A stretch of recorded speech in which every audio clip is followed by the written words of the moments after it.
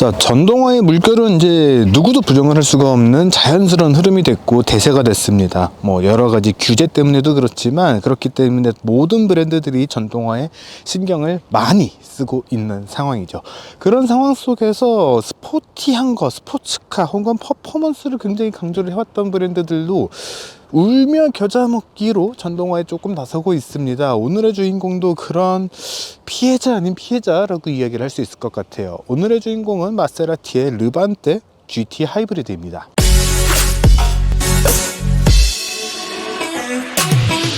자, 여러분 안녕하세요. 카메라진 최정필 기자입니다. 방금 말씀드린 것처럼 오늘의 주인공은 마세라티의 르반테 GT 하이브리드입니다. 사실 요즘에 뭐 스포츠카 브랜드라든가 슈퍼카 브랜드라든가 이 스포티한 차들을 만드는 브랜드들이 굉장히 많은 SUV 모델들을 선보이고 있습니다. 그 첫 번째는 포르쉐였어요. 마칸과 카이엔이 굉장히 좋은 성과를 보여주고 있죠.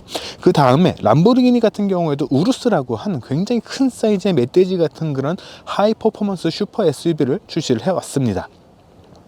거기다가 최근에는 페라리마저, 물론 페라리 같은 경우에는 공식적으로는 SUV입니다 라고 이야기를 한 적이 한 번도 없기는 하지만 SUV라고 우겨도 속을 법한 그런 모델인 프로산계를 최근에 출시를 했고 또 한국에서 아시아 프리미어로 공개를 했죠. 제가 조금 이 프로산계 영상을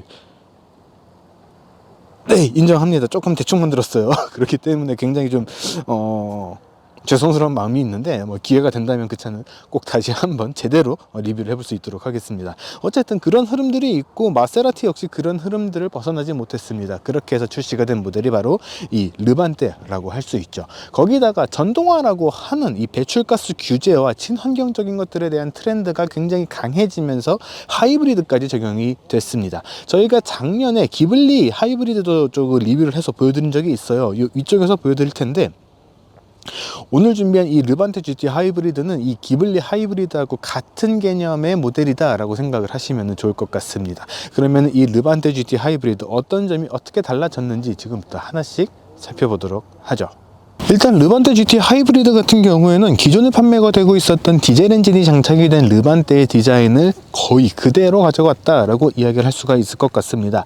조금씩 변화가 된 부분이 있다라고 이야기를 하고 있는데 사실 앞에서 봤을 때 혹은 옆이나 뒤에서 봤을 때 이 차의 어떤 부분을 봐도 확 와닿는 그런 포인트들이 없기는 해요. 굉장히 날렵한 이 헤드램프 디자인도 그대로 유지가 됐고 굉장히 주먹도 하나 그냥 쑥쑥 들어갈 법한 이런 그릴의 이 텀들도 그대로 유지가 됐죠. 굉장히 과격하게 들어가 있는 마세라티의 삼지창 로고도 그대로 적용이 되어 있는 그런 모습들을 확인을 할 수가 있습니다. 약간 좀 나쁘게 이야기를 하자면은 기블리가 살이 찐 그런 모습들을 그대로 잘 유지를 하고 있다라고 이야기를 할 수가 있는 거죠. 그래도 좀 전동화가 적용이 되다 보니까 이 부분에 약간 좀 전동화, 특히 마세라티의 이 전동화 이 컬러라고 할 수 있는 약간 푸른빛이 도는 그런 컬러들이 좀 적용이 되고는 있습니다. 보닛에 들어가 있는 이 마세라티 로고 같은 경우에도 파란색으로 이 컬러가 들어가 있기 때문에 굉장히 친환경적이다라는 것들을 강조를 하고 있죠. 저는 아직도 이 마세라티라는 브랜드가 처음 전동화 모델을 출시를 예고했을 때 그 영상을 기억을 하고 있는데 기블리가 첫 타자였잖아요. 기블리가 첫 타자였으면서 그 기블리에다가 파란색 이 번개, 전기 그런 찌직하는 그런 로고 그것들을 좀 보여줬던 그게 기억이 나는데 그 당시에 사용이 되었던 그 파란색 컬러가 곳곳에 적용이 되어 있다라고 이야기를 할 수가 있을 것 같습니다. 보닛에 적용되어 있는 로고 같은 경우에도 이 마세라티의 요 상징이죠. 동그란 요 원 안에다가 삼지창을 넣어두는 그런 로고를 그대로 유지를 한 그런 모습들을 확인을 할 수가 있죠. 이렇게 날렵한 헤드램프의 좌우를 요 그릴 쪽에 요 크롬의 라인을 적용을 해주면서 좌우를 길게 연결을 된 그런 모습들도 확인을 할 수가 있습니다. 다음에 모델이 변경이 되거나 세대가 변경이 되거나 페이스리프트가 적용이 되게 되면은 이 부분이 같이 LED로 들어간다거나 요 그릴 부분 이렇게 되어 있는 부분에도 LED 라이트가 들어가게 되면서 조금 더 미래지향적인 그런 모습들을 보여주지 않을까라고도 생각이 되는데 그런 것들을 보더라도 이 차는 아직까지는 변화의 여지가 굉장히 많이 있는 모델이다 라고 이야기를 할 수 있을 것 같습니다. 자, 옆모습 같은 경우에도 앞모습과 마찬가지로 이 마세라티 그리고 이 르반떼라고 하는 모델의 고유의 이미지들을 그대로 가지고 갔다라고 이야기를 할 수 있을 것 같습니다. 하이브리드 전동화 시스템으로 넘어가기는 했지만 그래도 여전히 아직까지는 직전에 내연기관 모델로 탄탄하게 쌓아왔었던 그런 이미지들을 유지를 하고 있다라고 이야기를 할 수가 있는 거죠. 앞으로 전동화 단계가 3단계로 넘어가게 되면은 조금 더 다른 디자인의 모습들이 추가가 될 수도 있겠지만 현재 이 GT 하이브리드에서는 기존의 마세라티의 이미지들을 그대로 가지고 있다라고 이야기를 할 수 있을 것 같습니다. 차이점이 살짝 있기는 해요. 큰 차이점들은 아니고 로고가 변경이 됐다거나 추가가 됐다거나 하는 그런 형태의 변화가 있다라고 이야기를 할 수가 있을 것 같습니다. 이런 부분들은 기블리에서도 동일하게 만나볼 수가 있었던 그런 포인트죠. 대표적인 부분이 요 마세라티라고 하면은 이 시그니처처럼 따라오는 포인트 부분이죠. 상어의 아가민을 닮은 그런 요 측면 부분의 포인트, 여기에 파란색 하이브리드 전동화가 적용이 됐다라는 것들을 의미하는 파란색의 포인트가 추가가 됐고요.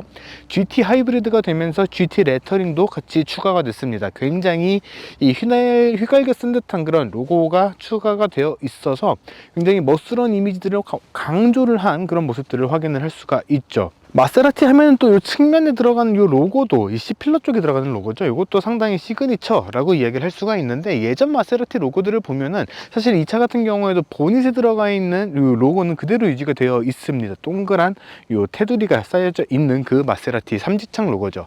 근데 이 C필러에 있는 로고가 약간 좀 변형이 됐습니다. 어떻게 됐냐? 이 테두리를 감싸고 있었던 동그란 그런 이미지가 사라지게 되고 딱 삼지창 로고만 남게 된 거죠. 이렇게 변화를 조금씩 주면서 세대가 아주 조금이지만 한 반박자, 반보 정도 변경이 된 거지만 어쨌든 변화가 생겼다라는 것들을 강조를 하고 있다라고 이야기를 할 수가 있습니다. 테일램프 같은 경우에는 가운데 이 트렁크 쪽 가운데를 쭉 가로지르는 요 크롬 바와 연결이 되는 그런 이 선을 사용을 하면서 요 범퍼 쪽까지 쭉 내려오는 그런 라인들을 적용을 했어요. 그렇게 되면서 차가 한층 더 공격적으로 보이면서도 기블리하고 상당히 비슷한 느낌이 만들어지게 되는 그런 디자인들을 만들었다라고 이야기를 할 수가 있습니다. 기블리 같은 경우에도 초기 버전과 후기 버전 그리고 지금 최근에 나오고 있는 이 GT 하이브리드 모델 비교를 해보면 요 테일램프의 디자인들이 조금씩 다르거든요.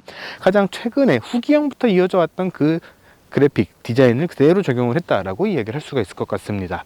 비록 2리터 4기통 엔진에 마일드 하이브리드 시스템이 적용이 되어 있긴 하지만 그래도 마세라티라고 하는 브랜드가 갖고 있는 스포티함, 퍼포먼스를 강조를 하는 그런 이미지들 이런 것들을 강조를 하기 위해서 여전히 트윈 듀얼 머플러 팁을 그대로 적용을 하기도 했고요. 트렁크 공간 같은 경우에는 보통 하이브리드로 변경이 된다라고 하면은 굉장히 트렁크 공간이 적어진다, 좁아진다라고 생각을 하시기가 쉽습니다. 왜냐하면 배터리가 장착이 되기 때문인데 이 차 같은 경우에는 기블리도 마찬가지였어요. 마일드 하이브리드 버전이 적용이 되어 있기 때문에 배터리에 그렇게 많은 공간을 할애를 할 필요가 없었고 또 그렇게 되면서 트렁크 공간도 고스란히 유지를 할 수가 있었다라고 이야기를 합니다. 배터리 같은 경우에는 이 트렁크 바닥 쪽에 들어가 있는데 어떻게 보면은 변명이고요. 어떻게 보면은 합리적인 그런 설명이기도 합니다. 앞쪽에는 조금 더 사이즈가 작아진 엔진을 장착을 해줬고 트렁크 쪽에는 배터리를 장착을 하게 되면서 전후 무게 배분이 적절하게 나뉘어졌다라고 이야기를 하고 있거든요. 그런 측면에서 봤을 때 이 차 주행을 하면서도 말씀을 드리겠지만 무게 배분은 괜찮다. 이 르반떼라고 하는 차 자체도 사실은 굉장히 괜찮은 그런 무게 중심, 무게 배분을 가지고 있었던 차인데 그런 점들을 이렇게 마일드 하이브리드가 적용이 되면서도 그대로 유지를 했다라고 이야기를 할 수가 있을 것 같아요. 트렁크 공간 같은 경우에도 그대로 유지가 되어 있다 보니까 수납 공간이 나쁘지는 않은 편에 해당을 합니다. 지금 저 같은 경우에는 제 촬영 가방이나 뭐 제 백팩이나 이런 것들을 조금 넣어놨는데 일부러 최대한 좀 펼쳐서 넣어놨어요. 그런데 그럼에도 불구하고 트렁크 공간에 여유가 상당히 많이 있는 그런 모습들을 확인을 할 수가 있죠. 사실 르반떼라는 차 자체가 그렇게까지 큰 사이즈의 SUV는 아니기 때문에 트렁크 공간에 대해서 약간 좀 의견이 갈리는 부분들이 있습니다. SUV니까 그래도 공간이 좀 넉넉하다 또는 SUV임에도 불구하고 트렁크 공간이 그렇게까지 넉넉하지 않다 이런 두 가지 의견들이 굉장히 많이 갈리고 있는데 저는 이 정도 공간이라면은 특히 성능을 강조하는 스포츠 브랜드 치고는 상당히 넉넉하게 나온 편이다 라고 생각이 되거든요.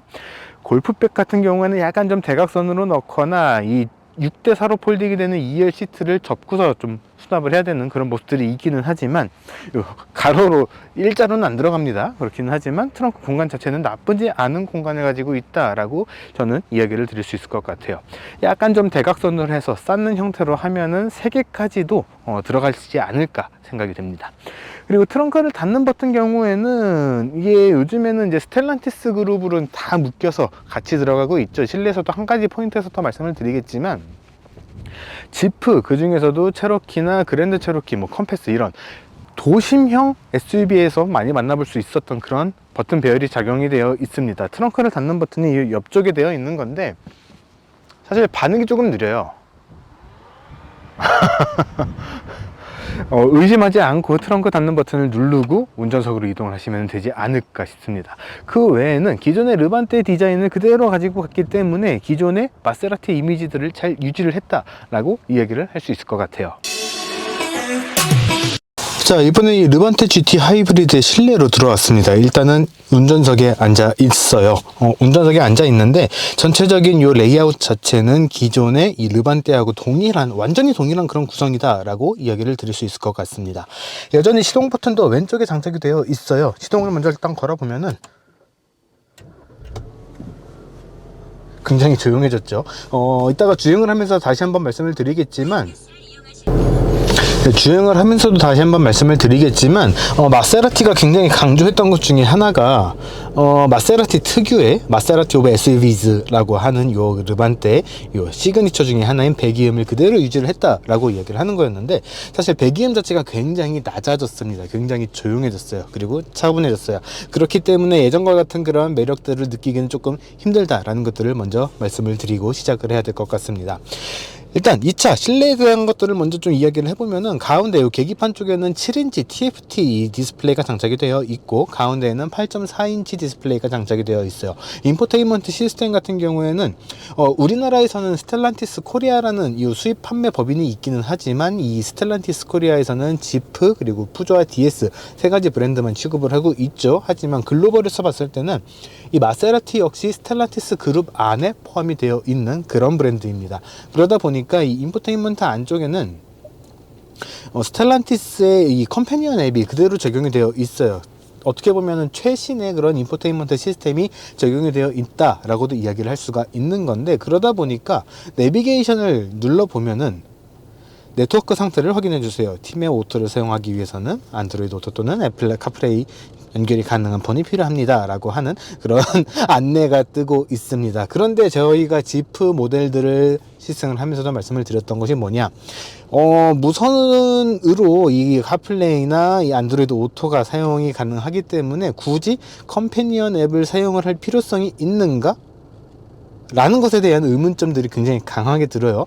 이 차 역시 마찬가지입니다. 티맵이 사용을 할 수가 있는 그런 구성으로 되어 있기는 하지만, 그냥 안드로이드 오토나 애플 카플레이를 사용을 하는 것이 훨씬 더 편하게 사용을 할 수가 있는 그런 구성으로 되어 있다라는 거죠. 그 외의 요소들을 보게 되면은 웬만한 부분들이 기존의 르반떼 것들을 그대로 적용을 하고 있는 그런 모습들을 확인을 할 수가 있습니다. 실내에 사용된 소재들은 적당히 고급스러운 가죽들이 잘 적용이 되어 있고, 버튼의 배열 같은 경우에도 약간은 좀 심플하게 느껴지는 그런 버튼 배열들이 그대로 유지가 되어 있죠. 그리고 마세라티 브랜드들의 시그니처 중에 하나인데, 이 스티어링 휠 뒤쪽에 굉장히 거대한 메탈의 요 패들 시프터가 장착이 되어 있습니다. 시프터 패들이 장착이 되어 있습니다. 이 시프터 패들은 스티어링 휠을 돌려도 고정이 되어 있는 그런 구성으로 적용이 되어 있죠. 과격한 서킷 주행이나 그런 것들을 한다고 했을 때 이 조작이 편한가라고 하면 그렇지는 않을 텐데, 요거를 유지를 하는 이런 고집도 상당히 좀 대단한 포인트 아닐까 싶어요. 그런데 제가 가장 좀 의아하게 느꼈던 거는, 이 차에는 무선 충전 패드가 없습니다. 작년에 저희가 시승을 했었던 기블 하이브리드 같은 경우에는 구석에다가 어떻게든 이 무선 충전 패드를 낑겨놔서 사용을 할 수는 있었어요. 그런데 이 차 같은 경우에는 아예 무선 충전 패드가 빠져있는 그런 모습들을 확인을 할 수가 있습니다. 그래서 수납 공간 같은 경우에는 굉장히 깊숙하게 들어가 있는 요 수납 공간이라든가 이런 것들이 있는데, 그럼에도 불구하고 무선 충전 패드는 빠져 있습니다. 그래서 장거리를 간다? 무선으로 카플레이를 연결할 수 있음에도 불구하고 충전선은 연결을 해둬야 되는 그런 모습들이 조금 아쉬운 포인트라고 이야기를 할 수가 있습니다. 이 차의 가격이 1억을 넘어서 1억 2천, 1억 3천 가까이 하는데 무선 충전 패드 하나 없다는 거는 굉장히 아쉬운 포인트라고 이야기를 할 수가 있을 것 같아요. 디스플레이 같은 경우에는 터치 방식으로 사용을 할 수가 있기는 하지만 이렇게 조그를 이용을 해서도 사용을 할 수가 있습니다. 굳이 이렇게까지 해야 됐을까? 라는 생각들도 굉장히 많이 들기는 하는데 이 조그는 거의 사용할 일은 없을 것 같아요. 다 터치로 사용이 가능하기 때문에 그냥 터치로 사용을 하는 것이 훨씬 마음이 편하지 않을까 싶어요. 그 외 포인트들은 기존의 르반떼 것들을 그대로 다 유지를 했습니다. 조금 차이가 있다라고 한다면은 요 헤드레스트 쪽에도 이제 파란색으로 스티치로 요 마세라티 로고가 들어가 있는데 그 외에 요 도어 트림이라든가 요 대시보드 쪽이라든가 시트 쪽에 전부 다 파란색 실을 이용을 해서 이 전동화 모델들의 시그니처 컬러죠. 요 컬러들이 그대로 적용이 되어 있는 그런 모습들을 확인을 할 수가 있습니다. 자, 이번엔 이 르반떼 GT 하이브리드의 2열로 들어와 봤습니다. 2열 공간 같은 경우에는 기존에 제가 타봤던 혹은 많은 분들이 타보셨던 그런 르반떼 실내 디자인 그리고 실내 구성과 동일한 사이즈 그리고 동일한 구성을 갖고 있다라고 이야기를 드릴 수 있을 것 같아요. 제가 르반떼에 관련된 이야기를 다른 분들과 할 때마다 늘 이야기를 드리는 건데 사실 이 르반떼 자체는 그렇게 큰 사이즈의 차가 아닙니다. 트렁크 공간에서도 말씀을 드렸지만 이 마세라티라는 브랜드 안에 유일한 SUV 모델이다 보니까 좀 클 거야 라고 하는 그런 생각들이 조금 있으신 것 같더라고요. 그런데 실제로 이 사이즈나 이런 것들을 비교를 해보게 되면은 그렇게까지 큰 사이즈를 갖고 있는 차는 아니다 라는 점들을 먼저 알고 이 차를 보셔야 되지 않을까 싶습니다.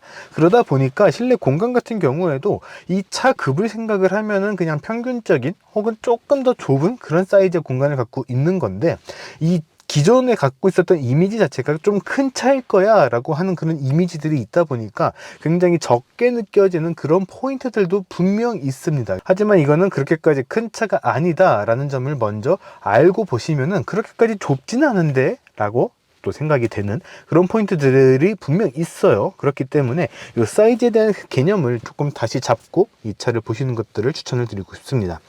실내 공간 같은 경우에는 뭐 머리 공간도 나쁘진 않아요. 주먹은 안 들어가지만 위쪽에 살짝 파둔 그런 공간들이 있기 때문에 그렇게까지 좁다라는 느낌은 들지는 않고요. 이제 이쪽 카메라에서 보이시겠지만 무릎 공간도 주먹이 하나 조금 더 여유가 있는 그런 공간, 발 공간 같은 경우에도 나쁘지 않은 그런 공간들을 보여주고 있습니다. 거기다가 이 차는 기존의 르반떼와 마찬가지로 사륜구동이 적용되어 있는 모델이기 때문에 가운데가 살짝 좀 올라와 있거든요. 그렇기 때문에 5인승 모델로 개발이 되기는 했고 또 5인승 모델이라고 강조를 하고 있기는 하지만 가운데 자리는 사람이 앉기는 약간 좀 애매한 그런 구석들이 좀 있습니다. 특히 요 가운데 요 독립공조를 위한 요 송풍구나 이런 것들이 살짝 좀 뒤로 빠져나와 있는 그런 모습들이 있기 때문에 더더욱 조금 쩍벌로 앉아야 되는 그런 모습들이 있지 않을까 싶어요. 그런 것들을 제외를 한다라고 한다면은 그냥 딱 4인 4명만 타기에는 괜찮은 그런 구성이다 라고 이야기를 드릴 수 있을 것 같습니다.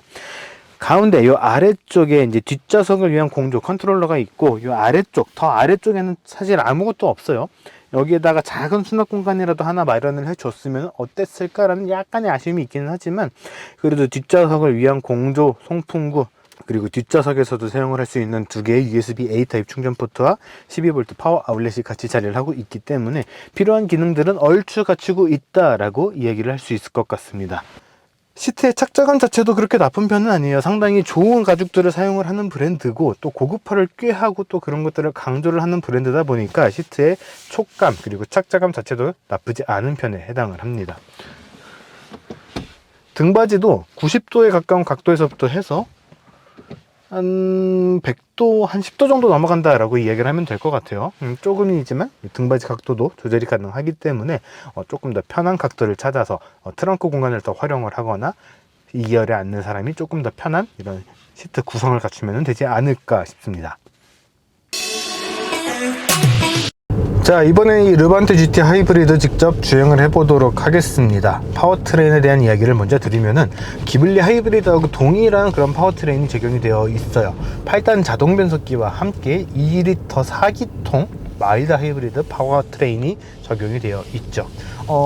사실 작년에 이 기블리 하이브리드를 시승을 할 때도 굉장히 좀 실망을 많이 했었던 게 사실입니다.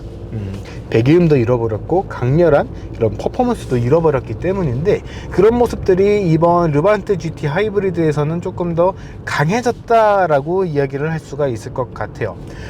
발휘하는 출력 자체는 기존에 판매가 되고 있었던 디젤 모델과 비슷한 그런 출력들을 발휘를 합니다.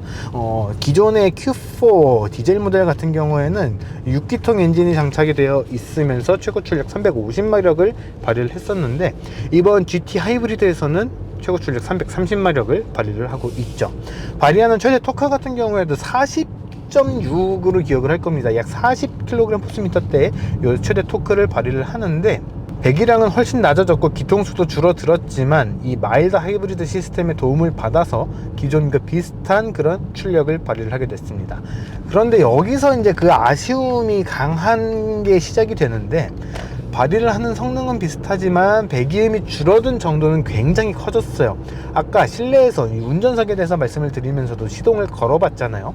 시동을 걸 때 원래는 아무리 작은 이 모델들, 르반테 기본형 혹은 기블리의 기본형이라고 하더라도 왕 하는 그런 이 배기음들이 굉장히 인상적인 게 이 마세라티 브랜드였는데, 굉장히 차분해졌습니다. 굉장히 차분한 배기음 소리를 들려주면서 기존의 마세라티 브랜드에서 느낄 수 있었던 그런 강렬함이 굉장히 많이 사라진 그런 모습들이 있었는데, 이번 르반테 GT 하이브리드 역시 그런 느낌들이 굉장히 많이 사라졌어요. 이거는 분명 아쉬운 포인트라고 이야기를 할 수가 있을 것 같습니다.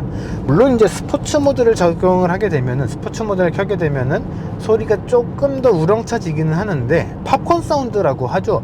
왕 펑펑펑펑 하는 그런 사운드들, 그런 사운드를 내기가 굉장히 힘들어졌습니다. 물론 일부러 RPM을 높게 띄우게 되면은 그런 소리들을 들을 수 있기는 해요. 그런데 그렇게 해서 억지로 낸다 하더라도 그 배기음의 소리 자체가 예전만큼 앙칼지고 강력한 소리를 내지는 않기 때문에, 예전의 마세라티의 느낌들을 기억을 하고 계신다거나 경험을 해보셨다라고 한다면은 그런 느낌들이 사라진 것에 대한 아쉬움은 분명 굉장히 강하게 들 것이다 라고 생각이 됩니다.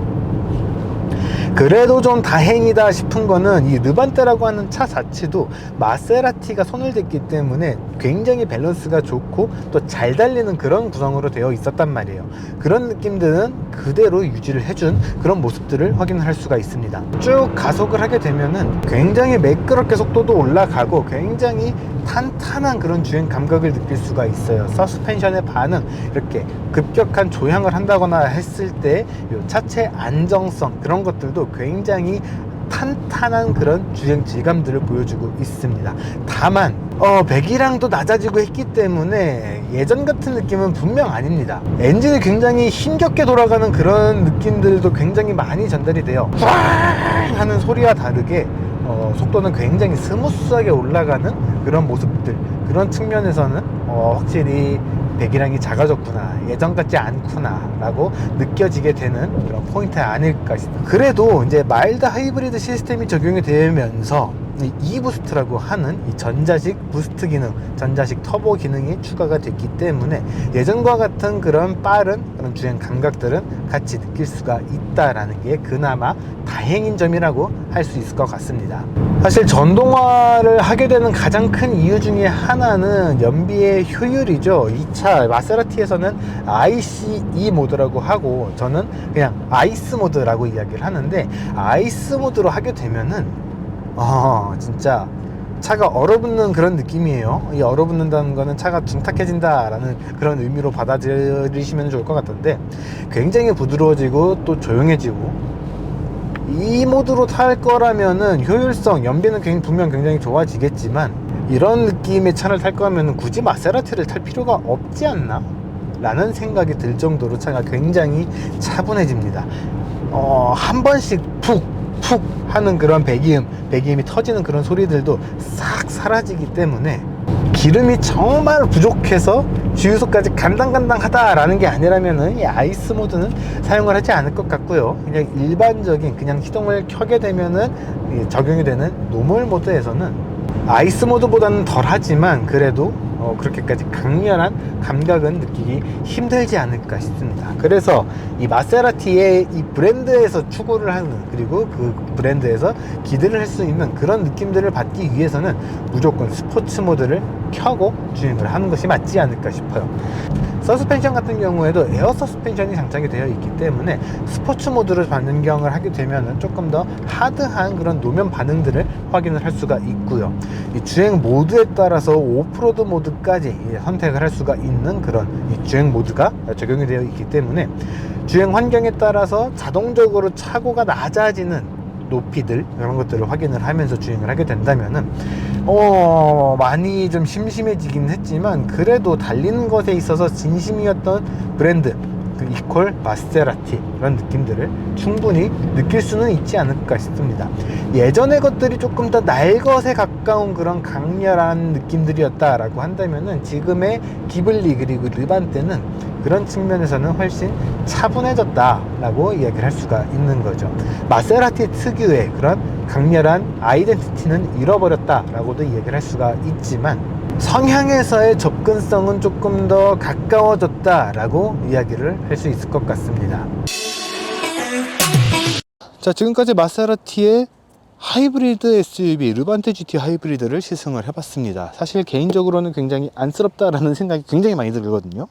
마세라티라고 하는 이 네 글자, 이 브랜드에 굉장히 어울렸고 또 많은 돈을 지불을 해서라도 온갖 이 다른, 그 돈이면은 다른 차를 사지, 이 돈 씨를 들으면서도 이 브랜드들을 선택을 할 수 있었던 거는 언제 들어도 짜릿한 그런 강렬한 배기음, 그리고 내가 진짜 날아갈 것 같아 라는 생각이 많이 들게 만드는 그런 강렬한 이 드라이빙의 퍼포먼스가 이 마세라티라고 하는 브랜드의 정체성 아니었나 라고 생각이 되는데, 시그니처 배기음을 그대로 살려서 동일하게 즐길 수 있다라고 한 것 치고는 굉장히 작아진 배기음, 여전히 잘 달리고 매끄럽게 속도를 쭉쭉 올려주기는 하지만 굉장히 많이 사라져버린, 굉장히 부드러워져버린 그런 주행 감각들, 이런 것들 때문에 마세라티 고유의 느낌이 앞으로 어떻게 변화를 할 것인가에 대한 기대감이 들기도 하지만 그동안에 우리가 느꼈었던 그런 날것의 이미지들은 싹 사라졌다라는 생각이 들기 때문이죠.